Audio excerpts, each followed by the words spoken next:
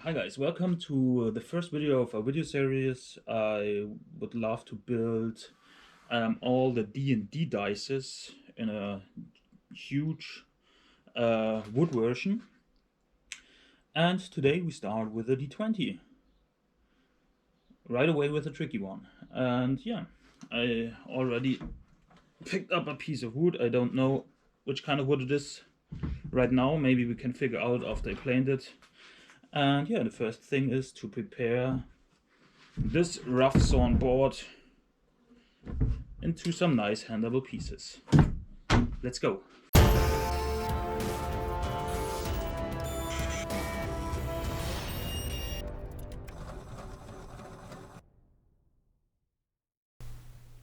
So hi, thanks for tuning in. I hope you will enjoy the video.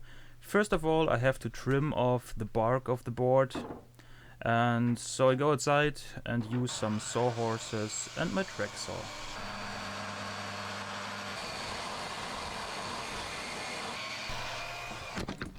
Nice.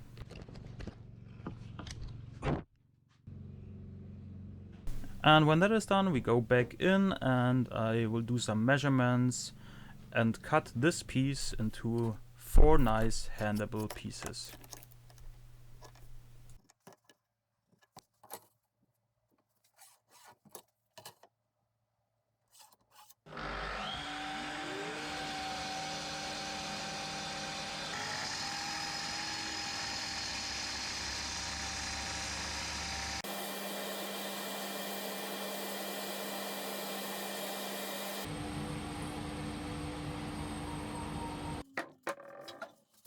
And then I start to plane one surface of each board.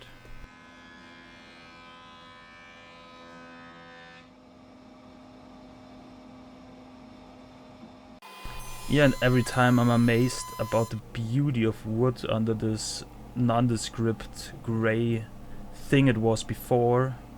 And this looks almost white, and I think that's pretty perfect for my project. And then I start to plane one side of the board so I have a nice 90-degree angle, and so I don't lose track I mark it with my pencil. And now that is done, I can transform the plane into a thicknesser and make the other side parallel. And you will see in a second, but I didn't show in the video, I had a lot of struggle with the planar shavings. They clogged up the vacuum system immediately, and whew, that cost me a lot of nerves and time. You see the mess, I had some issues with the vacuum system because the shavings of those boards were, yeah, just like noodles. And they clogged it up immediately, but they're really nice.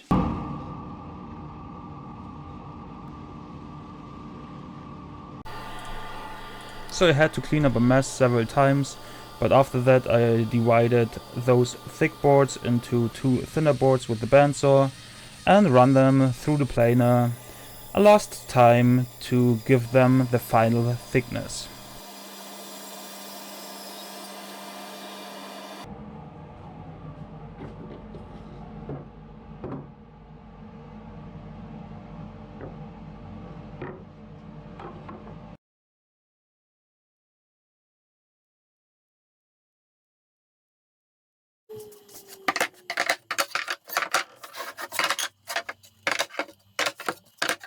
And finally I clean up both sides with the chop saw and run them through the circular saw to give them the final width. Yeah, and every wood project starts with those steps, but in the end it's very satisfying to see how you turn a piece of tree into some nice handleable clean boards and into a really nice object. So let's see how it's done. Here I modified my table saw sled from 90 degree to 60 degree and added a visible stop with some tape, and now I can flip the board with each cut and get some nice equilateral triangles.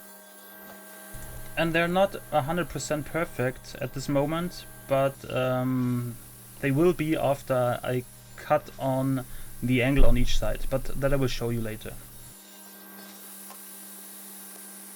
But first I take them to a new machine which I borrowed to carve in all the numbers, and for that I use a 60-degree jig to bring them in place and then just lock them with a piece of wood and 2 clamps. And that jig we also use later on the table saw to cut on all those angles and end up with perfect equilateral triangles.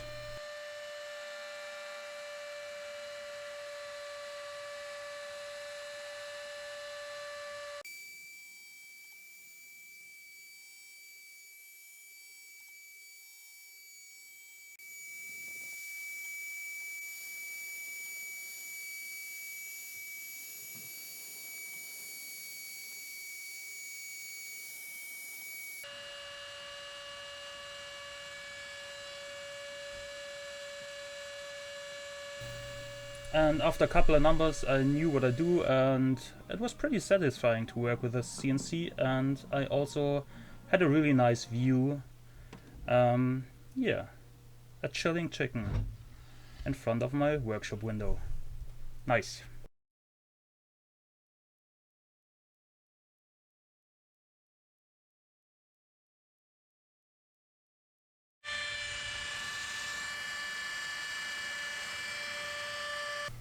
Yeah, here it's done, and it was really enjoyable. And now we have to cut on a specific angle on each side of the triangle, which I will show you right now in detail. And for that I will use the jig I mentioned before and set the saw blade to a 69.1 or to a 20.9 degree angle. Yeah, and maybe I should use one of those special clamps to hold it down, but I don't have one, and yeah, maybe I will purchase one in the future, but for now I had to hold it down with my hand. So I worked pretty slow and careful, and it worked great.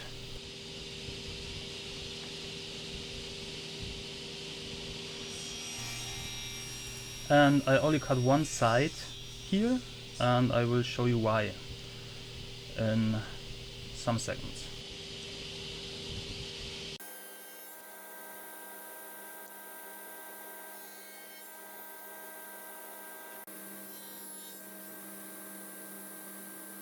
So, and that's because when I cut all the sides in that specific adjustment, I will end up with one perfect sharp edge, as you can see here. And on the other 2 sides I will have this flat spot.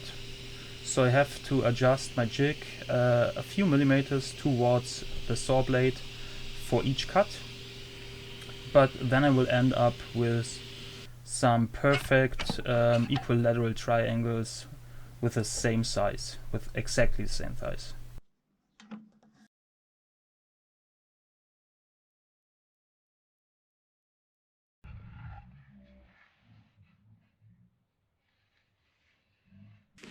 And this is the prototype I made, by the way. And you can see you can also draw the numbers, and it looks pretty nice. And although I glued this in segments, I will try to glue this in one piece. So first of all, I will lay it out how the numbers goes. This one is right. And yeah, let's go.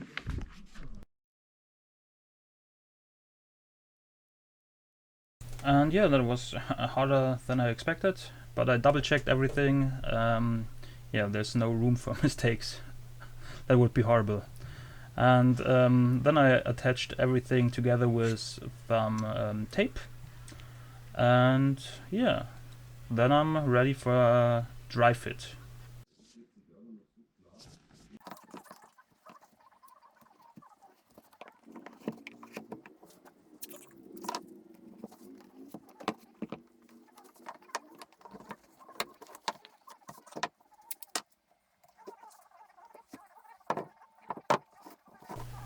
And that was the moment I knew it would work out.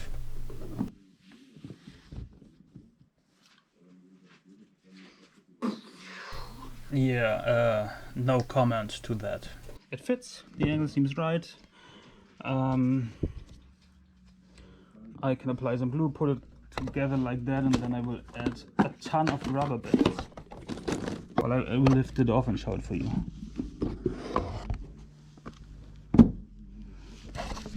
So look how nice these angles work. 20.9 degrees. Works not bad. The rubber bands are perfect size, a little hard to put on, but you see there are gaps and I have to push them into the right direction and immediately throw on a rubber band, and all that as fast as I can.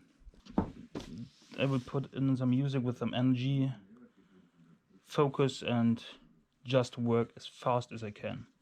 And I will double check the numbers really quick. Well, it's a D20, so the numbers on the opposite sides will count up to 21. And that I check here.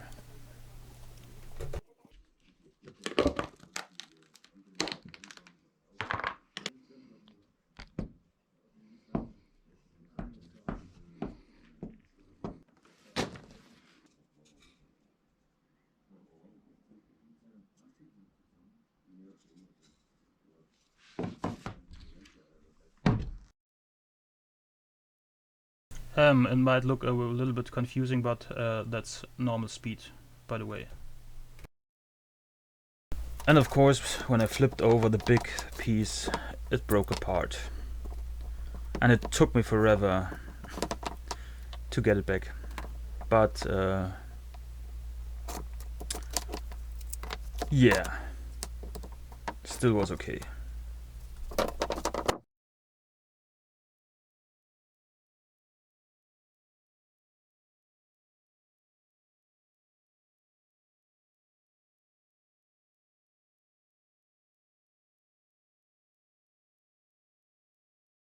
And finally I could start to put on the rubber bands, and a few of them just teared apart immediately, but most of them worked fine, and I also needed the gentle help of a hammer.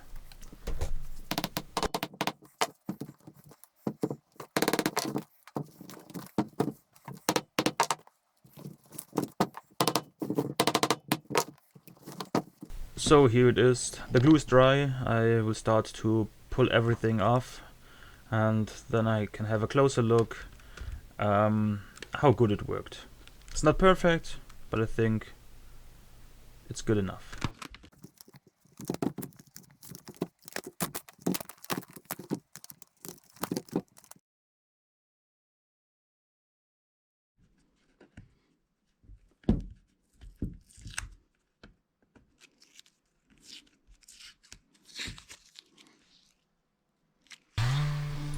Then I started to sand the surfaces with 220 grit sandpaper to remove all the glue squeeze out, and then I can have a closer look for all the seams and gaps and think about how I will fix it.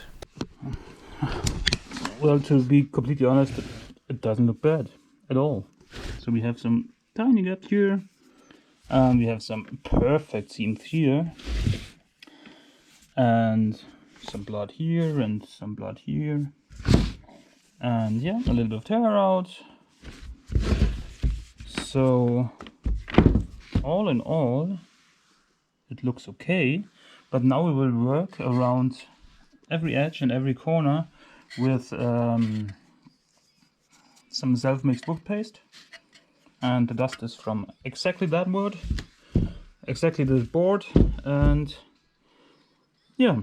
So I will mix it with glue, work it around all the corners, and sand it while it's still a little bit sticky. So I will work the dust I take off immediately on the still wet spot. I think that should be fine. And here you can see how I collected the dust for the wood paste. Of course there are probably better ways, but I didn't need much and it went really quick. So here I put on a glove, mix everything with my finger till I have a nice texture and just put it on. And work around the whole dice.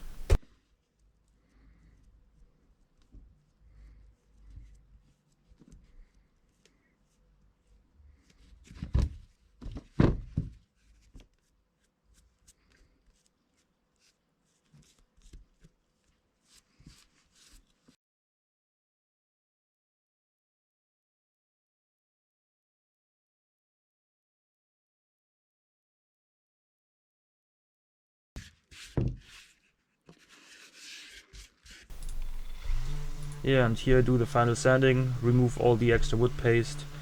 Was very quick, I had just to make sure not to miss anything. So I will have a nice even finish when I put on oil. Would be not cool when there was any glue rests on some spots. But I did a great job. So I sanded it and it is done and it looks so fantastic. I just played a little bit around with the carvings. So here I filled it up with green. It's a little bit messy, but it's just a test. And I don't like it. Then I filled it up with mahogany wood paste. So the engraving is gone and I don't like it. And I think I just leave it like that. You can write in the comments, what would you prefer? Green numbers or the colored numbers? Mahogany, fill in the inlay with mahogany, or just like that. But this is style. This is so clean. And yeah, I just throw on some hardwood oil.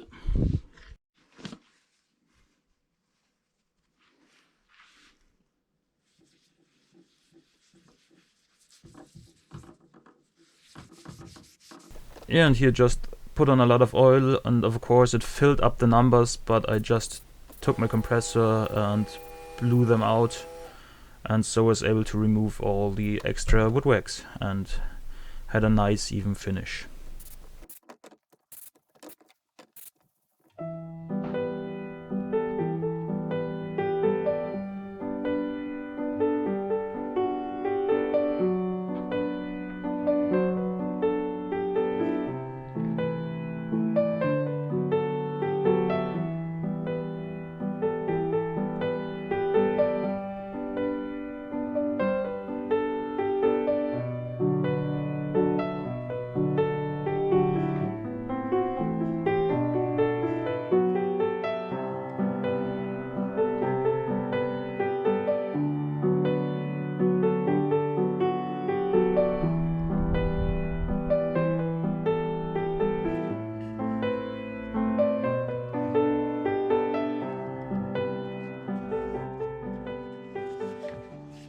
So, thanks for watching. I hope you enjoyed the video as much as I enjoyed the building process.